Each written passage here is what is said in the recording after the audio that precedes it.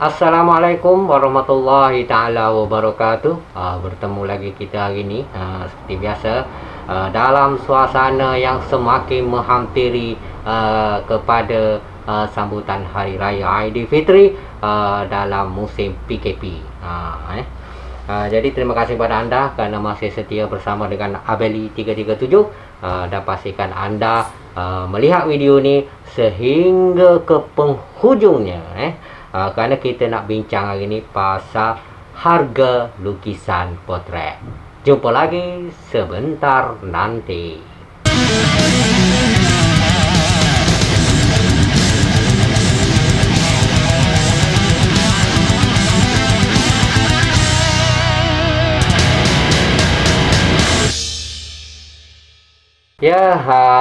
Terima kasih kerana masih lagi setia menonton siri Abeli 337 bermula daripada 1, 2, 3 dengan topik-topik yang pelbagai kita bincangkan. Terima kasihlah kepada anda yang terus memberi sokongan dan yang men-share kan. Men-share video Abeli, beritahu sahabat-sahabat, rakan-rakan dan jangan lupalah setiap kali menonton siri YouTube Abeli, jangan lupa untuk terus like, komen, yang belum menekan butang subscribe, lakukan tugas anda untuk memberi semangat kepada Abeli untuk terus berkarya. Hari ini kita nak bincang pasal harga lukisan potret.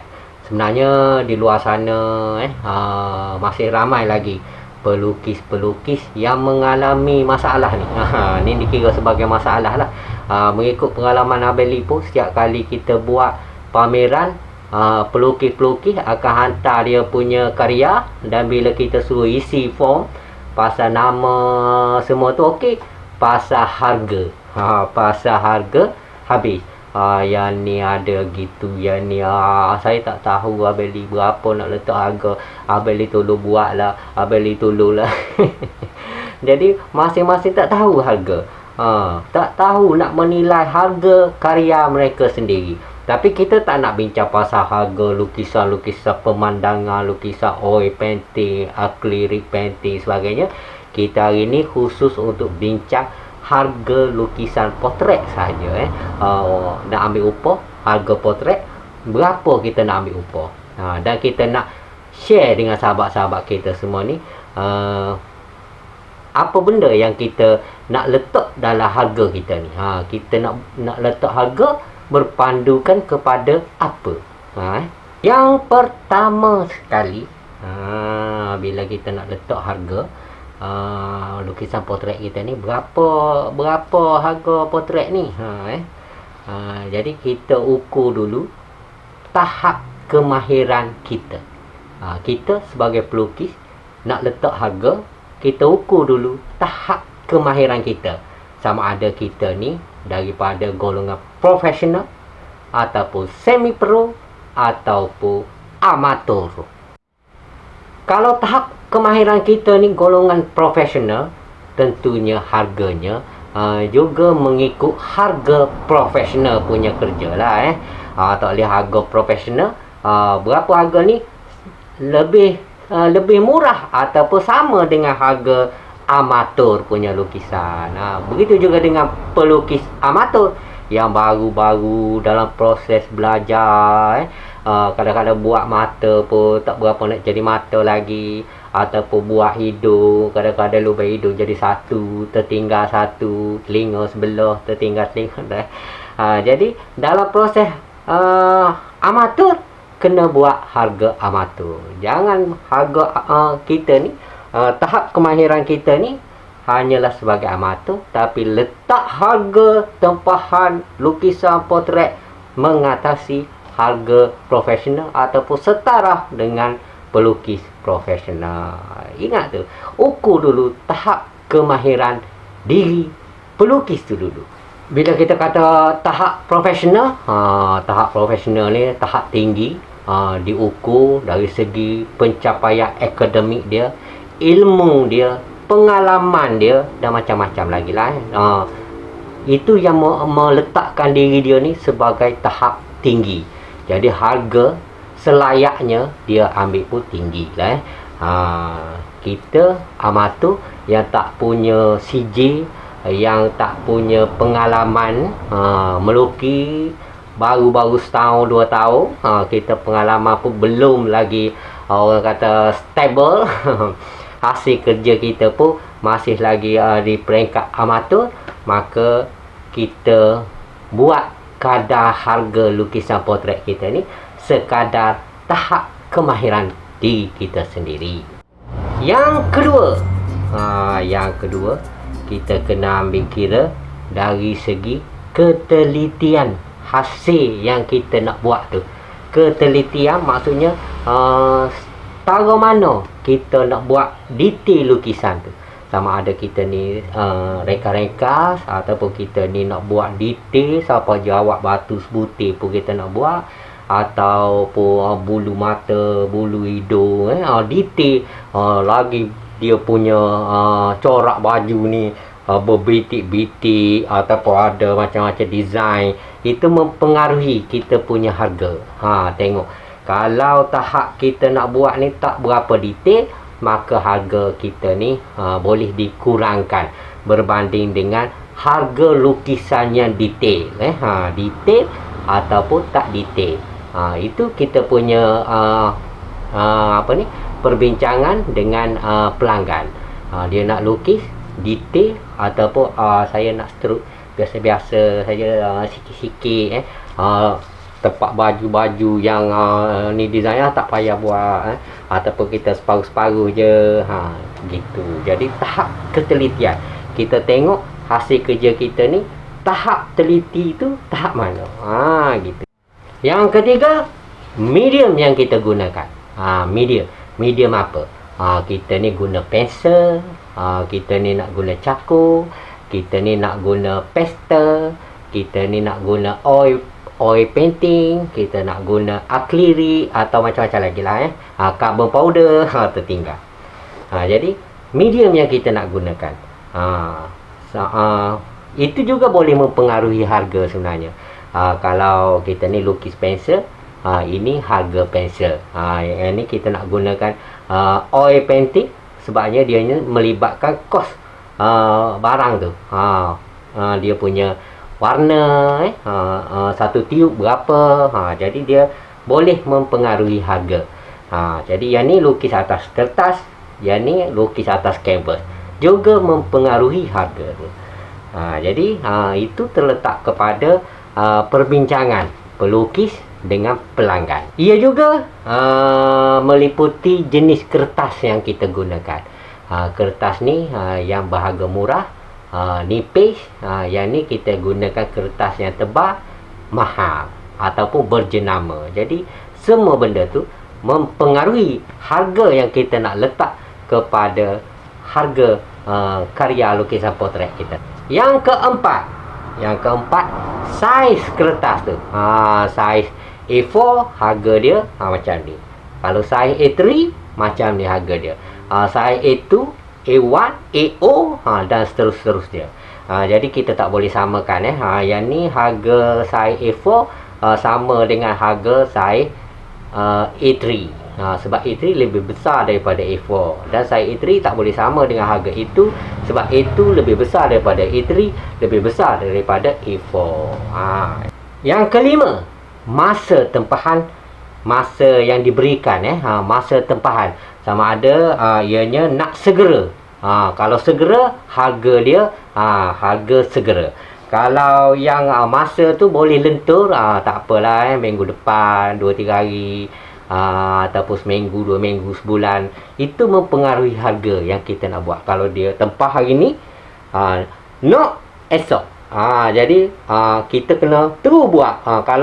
Kalau kita ni ada tempahan banyak, jadi kita terpaksa, orang Kelantan orang Kelantan panggil lakar, kita kena litah dia punya queue.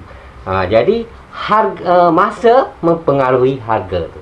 Jadi ingat, kalau ada orang nak tempah, dia contohlah, esok dia punya hari jadi anak dia, jadi dia nak lukis potret anak dia untuk hadiah hari jadi esok. Jadi kita kena express kerja tu. Jadi masa tu mempengaruhi harga yang akan kita letakkan kepada pelanggan kita. Yang keenam, lokasi tempat kita melukis. Sama ada kita ni melukis di tempat yang dikenakan kadar sewa. Contohnya kita sewa kedai, harga dia RM1,500 satu bulan. Bermakna kita ni RM50 satu hari adalah masa harga yang kita kena bayar. Ada potret, tak ada potret, RM50 diwajibkan untuk bayar sewa. Jadi harga tempahan lukisan potret itu akan mempengaruhi. Dia tak sama dengan harga pelukis yang duduk melukis di rumah dia, tak kena sewa, free, ataupun di tempat-tempat yang dia duduk tu tak dikenakan sebarang charge. Jadi kalau kita duduk di tempat yang sewa, maka kita ni selayaknya buat harga yang lebih tinggi daripada harga pelukis-pelukis yang melukis tanpa dikenakan sewa. Gitulah. Di mana tempat kita melukis itu juga mempengaruhi harga lukisan. Yang ketujuh, risiko. Ni risiko ni juga kita kena ambil guide untuk kita masukkan dalam kadar harga kita. Contohnya tengok ni, Abeli lukis. Tengok VT ni.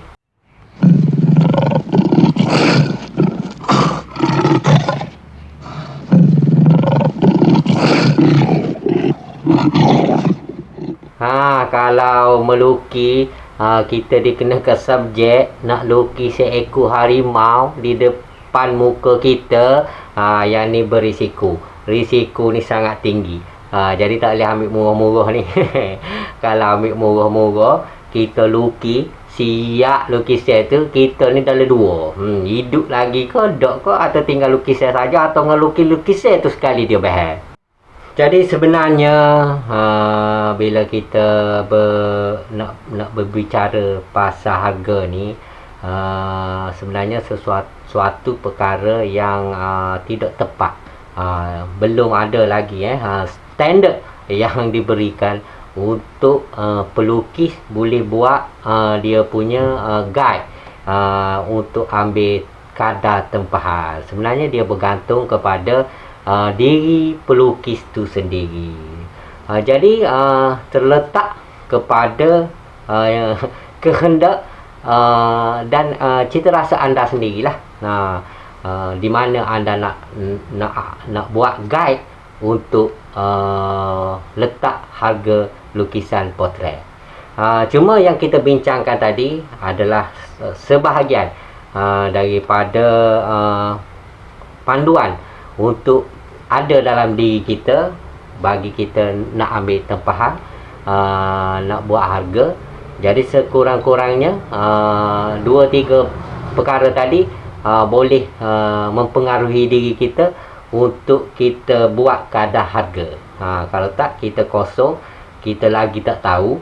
Bila orang tanya berapa harga lukis potret, ada main tak tahu. Tak tahu, ikut demo lah, ikut awak lah, bui lah. Jadi sebab kita tak tahu, kita tak ada pegangan, kita tak tahu risiko dia, kita punya masa, kita punya media berapa yang kita habis modal kita untuk melukis.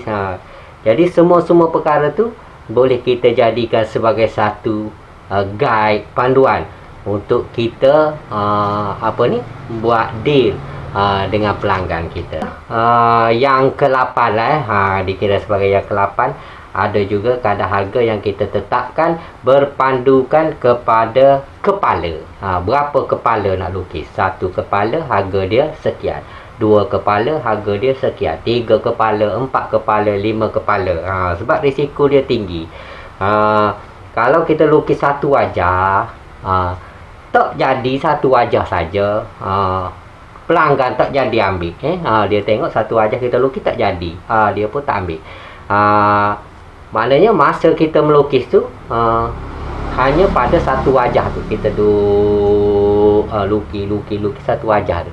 Jadi kalau dua wajah, risiko dia dah jadi dua.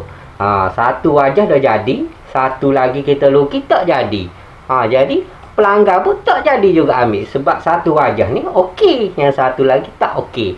Jadi risiko kita lagilah masa siap satu, yang kedua ni masa lagi satu wajah, sebab kita ambil berpandukan kepada tempahan harga potret. Jadi kalau 5 wajah, 4 dah jadi, 1 tak jadi, risiko. Jadi kerana itulah pelukis biasanya dia meletakkan kadar harga yang berbeza mengikut kepala. Satu kepala harga sekian, dua kepala harga sekian, 3, 4, 5, 6 dan seterusnya.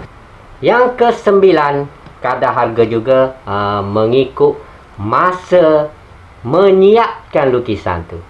Masa menyiapkan lukisan tu. Pelukis biasanya dia dapat mengagak masa untuk dia siapkan lukisan tu. Jadi contoh kita tengok satu potret ni, kita dah dapat agak lukisan ni kalau nak siapkan potret ni mungkin makan masa 2 hari. Jadi kita dapat bajet sendiri. Kalau 2 hari, contohnya kita target kita nak dapatkan pendapatan harian kita RM50 satu hari. Jadi kalau 2 hari, bermakna lukisan potret ni adalah RM100. Dan yang ke-10, yang terakhir lah untuk hari ni, harga lukisan mengikut harga sentimeter persegi kertas. Ada juga pelukis yang mengambil kira harga per cm persegi. Ini contohnya, katakanlah kertas A4 20 cm darab dengan 30 cm, bermakna 600 cm persegi. Katakanlah seorang pelukis dia buat harganya 10 sen untuk 1 cm persegi, bermakna satu potret bersaiz A4, maka harga yang ditawarkan adalah RM60. Itu bukan harga yang tetap, itu sebagai contoh saja, di mana harga diambil kira mengikut harga cm persegi. Kalau saiz A3, A3 30 cm darab dengan 42 cm persegi, 42 cm. Jadi jumlah keluasannya adalah 1260 cm persegi. Katakanlah harganya 10 sen untuk 1 cm persegi, maka harganya adalah RM126. Dan bolehlah dititak macam roti titak. Harganya offer RM120. Jadi begitulah sebagai satu strategi pemasaran. Mungkin anda rasa yang mana paling sesuai, yang sesuai untuk anda gunakan, boleh gunakan. Ini hanya sebagai satu teknik pengiraan. Dan pelukis pelbagai, ada yang ambil 10 sen, ada 20 sen, ada 30 sen untuk 1 cm persegi. Jadi anda gabungkan dengan penerangan-penerangan yang sebelum ni, campurkan dengan anda punya credibility, keupayaan anda, kemahiran anda, ilmu anda dan pelbagai-pelbagai lagi, maka anda akan dapat membuat satu harga yang tepat untuk diri anda sendiri. Jadi sekianlah dahulu untuk hari ini. Kalau nak dihuraikan, rasanya masih banyak lagi faktor-faktor ataupun benda-benda yang boleh diambil kira untuk dijadikan sebagai satu guide harga. Harga bagi satu lukisan potret, upah tempahan satu lukisan potret. Tapi kalau nak dihuraikan kesemuanya, maka berjam-jam pun belum habis lagi. Jadi memandangkan yang ni pun dah terlalu panjang lah bagi Abeli. Nak upload video ni pun dah mungkin ambil masa 1 hari ni. Jadi kita stop setakat ni dulu. InsyaAllah panjang umur murah rezeki. Kita bincang-bincangkan sembang-sembang seni dalam tajuk-tajuk yang seterusnya. Jadi kepada anda, tanyakan diri anda bagaimana anda nak dapatkan satu harga yang betul-betul bertepatan dengan diri anda, dengan mengambil kira hati pelanggan anda, dan jadikanlah lukisan potret ni sebagai satu kerjaya yang dapat membantu menambahkan pendapatan diri anda semua. Jadi sekianlah dahulu untuk hari ini. Abeli sudahi dengan ucapan wabillahi taufiq wa hidayah. Wassalamualaikum warahmatullahi taala wabarakatuh. Bye bye.